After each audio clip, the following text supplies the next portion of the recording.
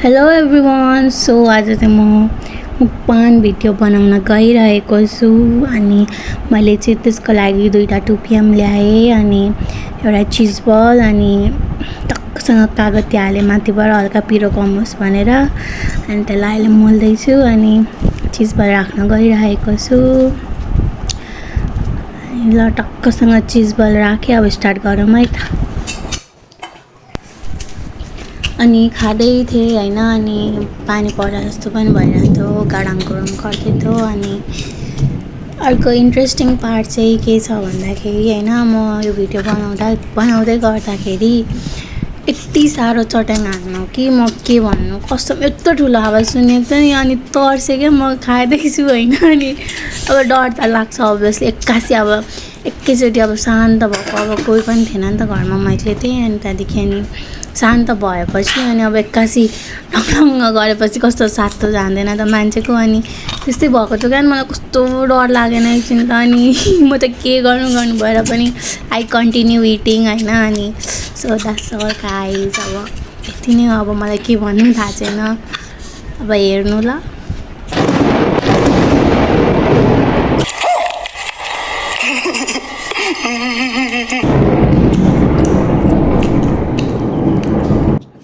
Oh my god!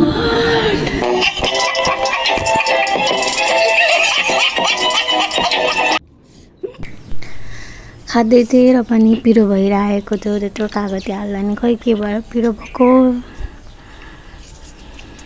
यो चाहिँ मेरो ठुलो बाइट थियो, मैले खाएँ। पिरो भइरहेको छ, हेर्न सक्नुहुन्छ मेरो अनुहारमा मलाई कति पिरो भइरहेको छ।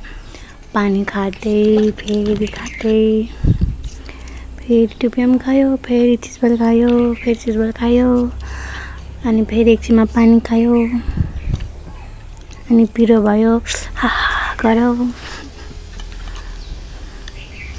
तर जे भए पनि मिठो थियो, कति पछि खाएको थिएँ हैन। अनि यसो भिडियो बनाइदिउँ न त भनेर बनाइदिएको।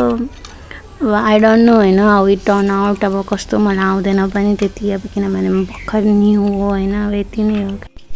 सो अब finally last part of the video अब यो सकिन आँटेको छ। मैले खाइ पनि हान्न सकेँ। अनि तपाईँले हेर्नुभयो होला भिडियोमा म कसरी तर्सेको थिएँ भनेर हैन, र पनि खाना छोडेको थिइनँ। अब त्यही त गर्नै पर्यो नि त, अब लास्ट बाइट हो, चम्चाले लिँदैछु।